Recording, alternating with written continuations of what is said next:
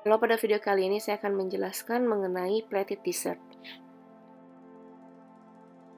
The art of food plating ya. Food plating is the art of modifying ya, processing, arranging, and decorating food to enhance its aesthetic appeal.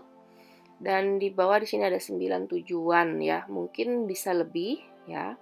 Yang pertama itu adalah upscale food ya. Upscale food itu dia akan menaikkan level.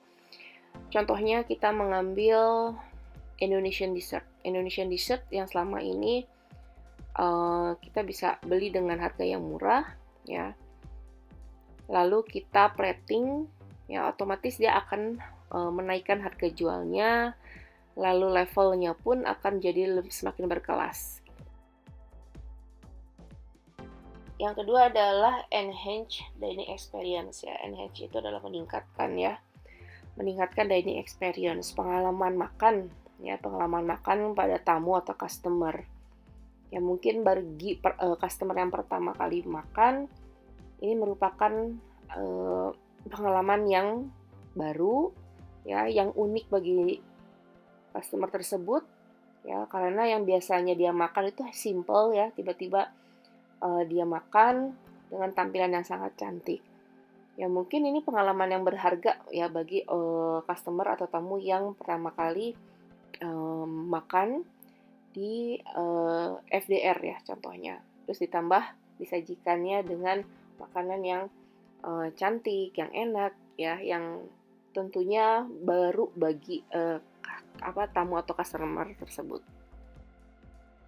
Yang ketiga adalah build reputation ya, membangun reputasi suatu restoran ya. Dimana tentunya mereka selain rasa ya, mereka juga akan memperhatikan penampilan pada makanannya ya. Lalu yang keempat, encourage creativity ya. Encourage creativity ini tentunya dikhususkan bagi chefnya ya, dimana chefnya ini memiliki imajinasi, kreativitas ya, lalu bisa disalurkan ke dalam food plating. Lalu yang kelima adalah increase profit ya, tentunya ya dia akan meningkatkan profit atau keuntungan, dimana mungkin biaya produksi suatu makanan misalkan harganya 50.000 ya, lalu nanti kita bisa menaikkan profitnya lebih tinggi lagi dibandingkan ketika kita plating yang simple ya. Misalkan ketika biaya produksi 50.000 ya, kita mau jual dengan plating yang simple harganya 100, tapi kalau kita mau plating dengan cantik gitu ya, baru nanti kita bisa menaikkan harga jualnya misalkan menjadi 130.000 atau 150.000. Hal ini tentunya dia akan menambah profit ya, menaikkan profit. Kadang-kadang orang akan melihat makanan yang cantik itu ya memang harganya pasti mahal nih gitu ya. Tapi itu hal yang wajar ya, karena untuk menjadikan suatu makanan ditampilkan dengan cantik itu ya, yang mahal itu adalah kreativitasnya.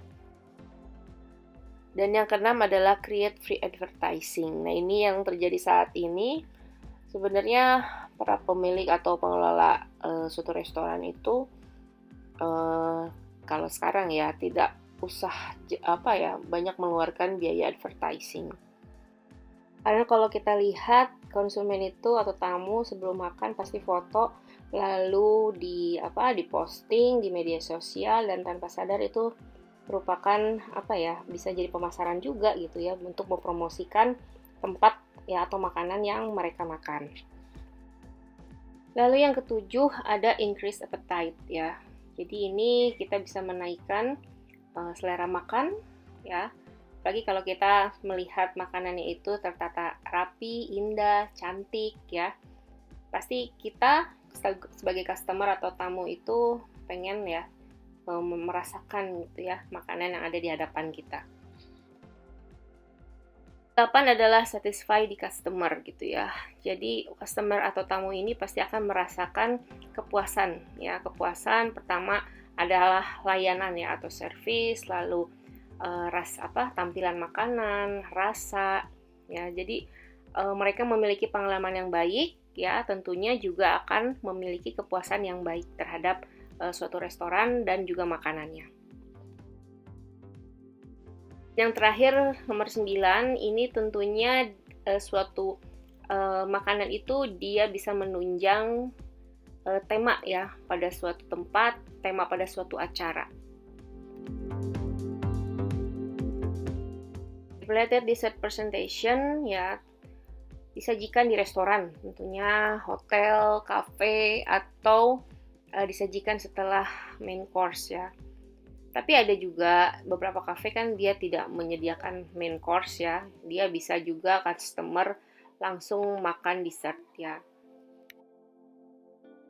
Lalu plated dessert juga ya consists of several components ya, jadi ada kombinasi antara perbedaan tekstur, rasa, dan juga temperatur.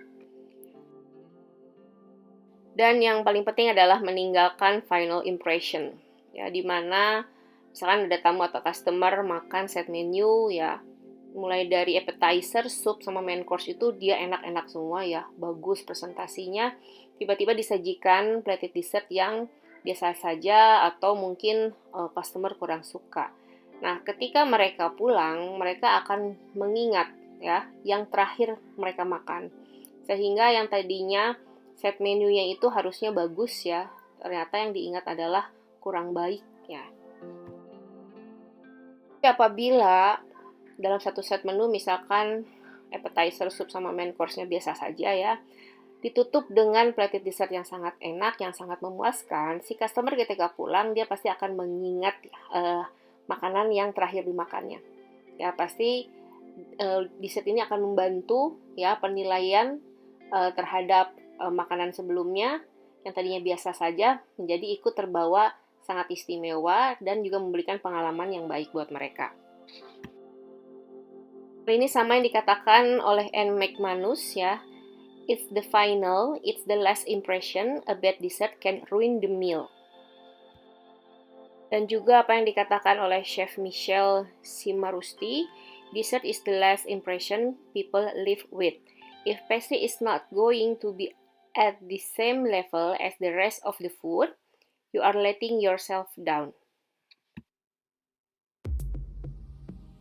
Di sini terdapat beberapa poin yang harus kita perhatikan ketika membuat plated dessert.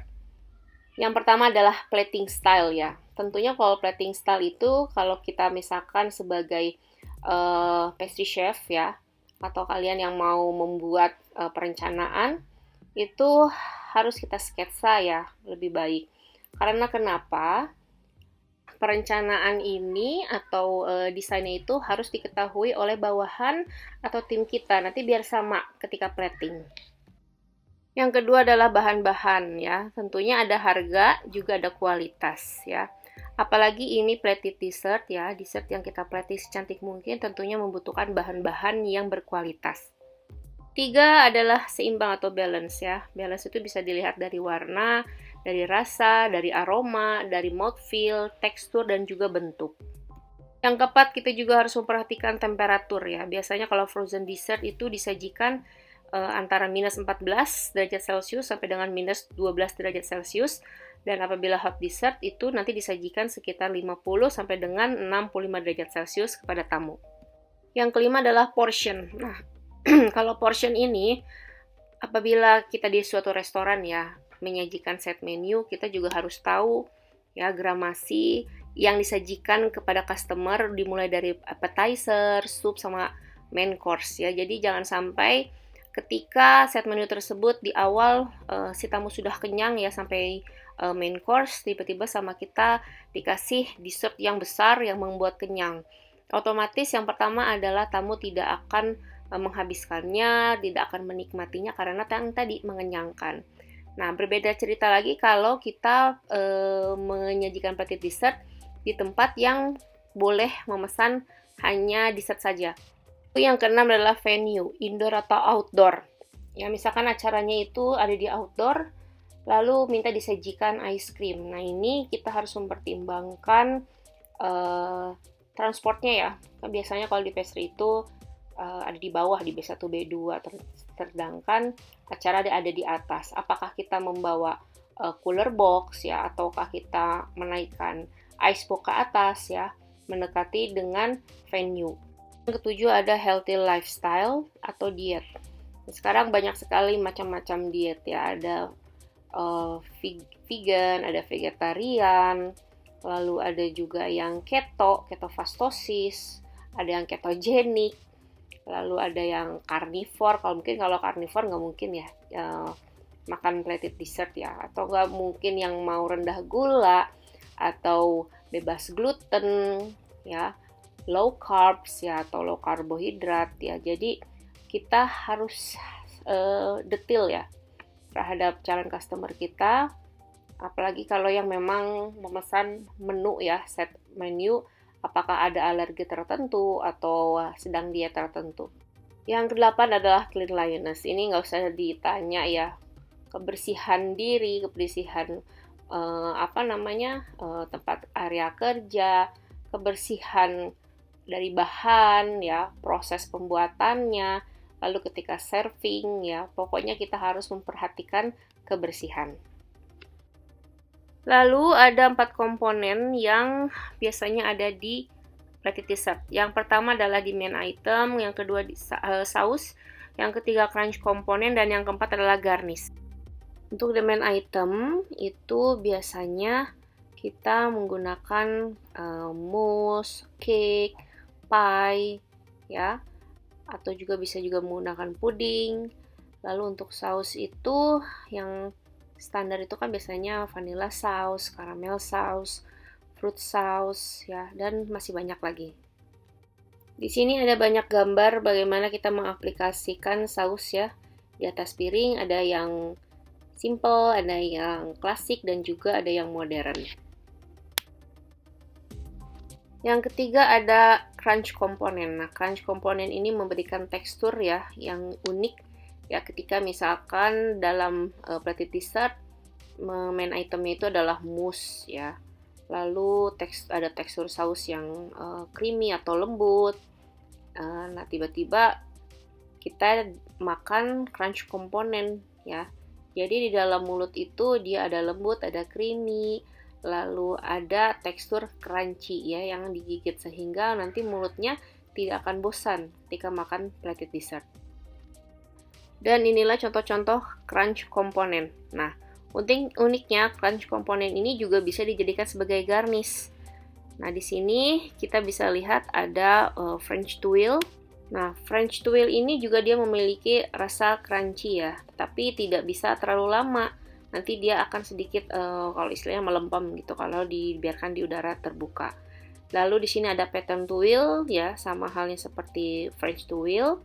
Lalu di sini juga ada coral tuile ya, dia memberikan tekstur crunchy dan juga bisa dijadikan garnish. Dan yang ini ada caramel tuile atau bisa disebut juga dengan brandy snap.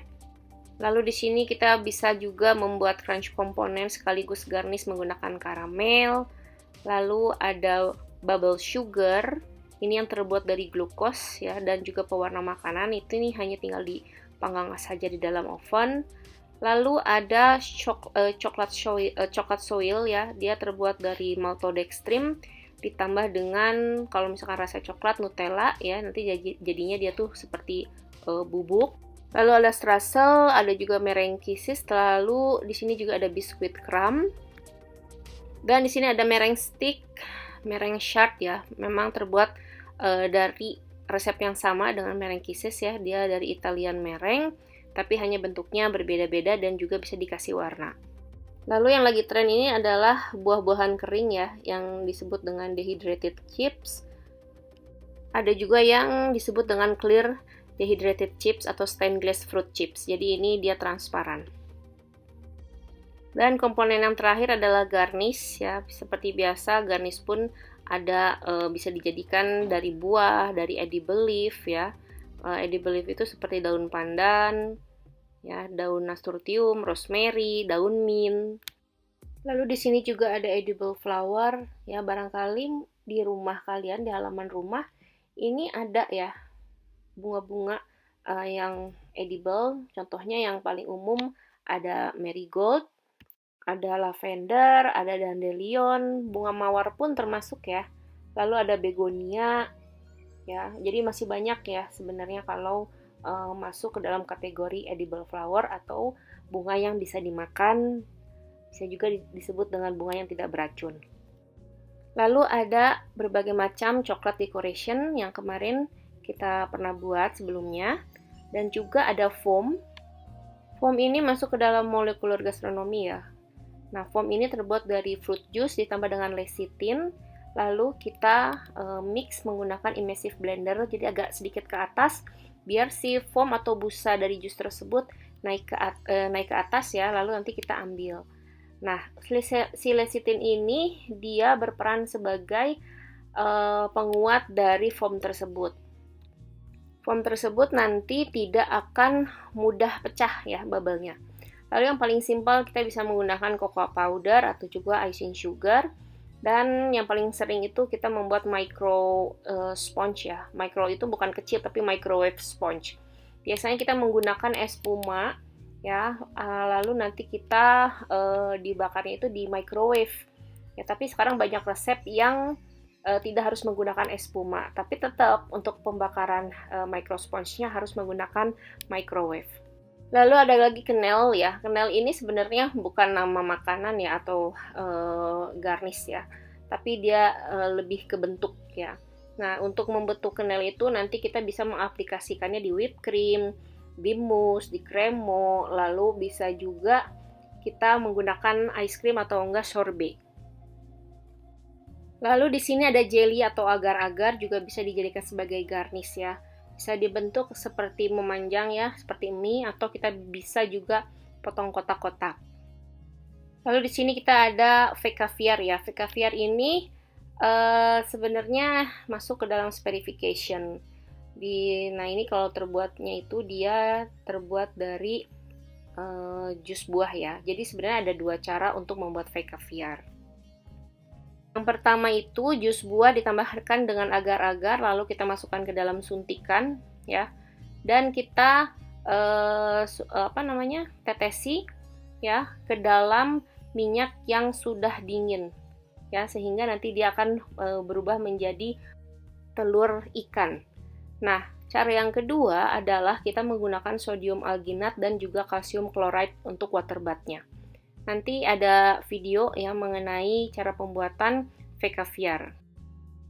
Plating dessert evolution. Jadi untuk plating juga mengalami evolusi ya. Yang pertama itu kan kita plating yang sangat simpel, lalu klasik, dan setelahnya itu adalah modern. Nah ini contoh yang simple, biasanya ini disajikan di kafe-kafe ya, jadi nggak mau ribet gitu, bikin garnish, bikin saus yang bermacam-macam. Lalu di sini ada yang klasik. Nah, untuk yang klasik ini biasanya di restoran yang old style ya. Jadi untuk hiasan ya dan garnisnya itu jadi lebih lebih sulit untuk dibuat ya. Lalu kue-kuenya juga biasanya klasik. Dan ini adalah contoh-contoh untuk plated dessert yang modern. Kita bisa lihat perbedaannya ya. Kalau yang modern itu komponennya itu lebih banyak ya. Lalu warnanya dia lebih cerah dan teksturnya juga misalkan teksturnya itu yang crunchy-nya itu tidak hanya satu, tapi bisa 2 atau 3. Dan untuk main itemnya pun tidak hanya satu, bisa jadi 2 atau 3 dalam satu plated dessert. Dan inilah yang terbaru ya, plated dessert style ya. Disebutnya adalah clear plated dessert, di mana komponen saus dan crunchy item menyatu dengan main item. Dan garnish lebih sederhana, seperti menggunakan cocoa butter yang color, dan dia di-spray menggunakan airbrush, lalu kita cetak juga menggunakan stencil. Jadi dalam satu pusat ya, di bagian tengahnya itu dia sudah merangkup ada saus, crunchy, dan juga main item.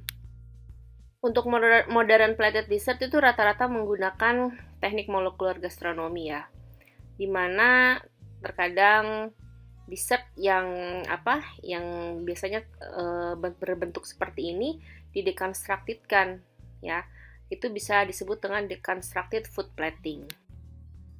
Kita bicara mengenai molekular gastronomi ya, saya tidak akan terlalu dalam mengenai molekular gastronomi karena nanti biasanya akan dibahas di baking science.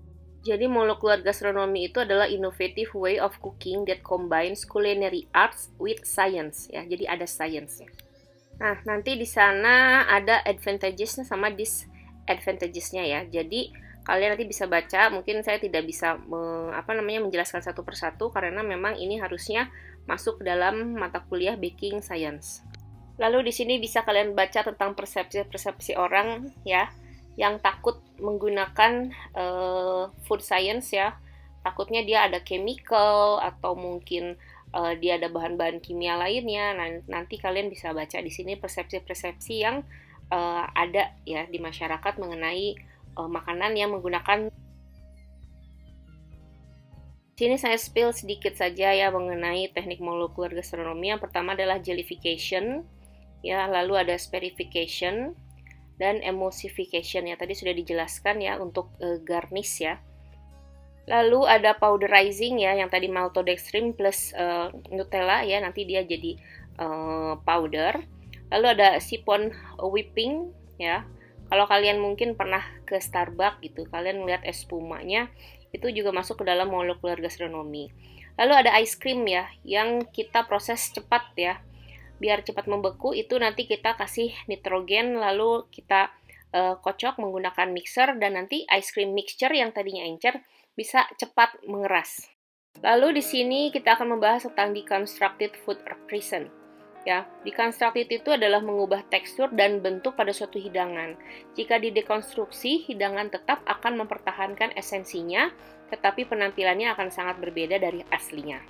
Nah, atau juga bisa disebut memisahkan komponen dalam suatu hidangan, dan tujuannya adalah untuk memberikan kontras yang tak terduga pada rasa, suhu, dan juga tekstur. Inilah contohnya ya untuk deconstructed black forest ya. Yang tadinya black forest itu dia berlayer ya. Dia seperti whole cake, lalu nanti dipotong menjadi slice cake, lalu terlihat dia layering dari krimnya, lalu ada dark cherry-nya. Tetapi ketika di-deconstructed-kan, ini berubah bentuknya. Ya, tapi esensinya masih sama. Ada rasa-rasa yang menonjol di black forest juga harus ada di deconstructed black forest-nya. Ada satu rasa ya, rasa yang khas di black forest itu adalah dark cherry. Dark cherry kalau di black forest asli itu dia ada di layering-nya ya, di bagian layernya. Tapi kalau kita deconstructed-kan, bisa jadi rasa dari dark cherry-nya itu bisa di sausnya, bisa juga ada di main itemnya, bisa juga ada di crunchy komponennya ya. Kalau untuk dessert Indonesia, contohnya pisang hijau dan klepon. Nah, ini kita bisa lihat contohnya, di mana bentuknya saja sudah berbeda ya, atau tampilannya berbeda, namun esensi rasanya itu sama ya. Dimana kalau contohnya adalah es pisang hijau ya. Es pisang hijau ini tadinya bentuknya seperti pisang yang di roll ya, lalu kita potong. Tapi kalau kita didekonstruksikan, pisangnya itu dia seperti onde-onde ya. Jadi dibikin bulat, di dalamnya itu pisang. Untuk bubur sumsumnya pun terlihat beda, dan juga bentukan sausnya pun berbeda. Selanjutnya the art of plate presentation. Nah, ini ada berbentuk garis ya, dan juga berbentuk lingkaran. Ini merupakan pattern atau pola untuk meletakkan berbagai macam komponen untuk plated dessert. Dan ini contoh-contohnya, ini ada single line, ada two lines, lalu ada horizontal lines ya, ada 3, lalu ada two lines yang berbentuknya crossing, lalu ada 3 vertical lines, dan ada arcs. Arcs itu dia kayak sedikit melengkung ya, dia berhadapan seperti ini. Lalu ada arc and line dan circle and line. Ada yang structure chaos ya. Structure chaos ini biasanya kita menggunakan saus, lalu kita pipe, dan kita ketuk ya menggunakan sendok. Nanti dia sausnya akan menyebar. Memang nanti polanya dia akan berbeda satu sama lain. Ini juga ada pola seperti segitiga, antar circle, dan juga off center. Dan yang terakhir ada complexity. Untuk pertemuan selanjutnya akan ada tugas kelompok, jadi membuat Indonesian plated dessert ya, 2 style. dengan menggunakan bahan-bahan yang telah disediakan. Yang kedua, presentasikan tentang tema, konsep, komposisi, dan nama plated dessert tersebut. Nanti kalian silahkan berkreasi ya. Nanti juga kita akan menyiapkan berbagai macam bahan. Nanti ada untuk garnish, untuk sausnya, untuk main itemnya.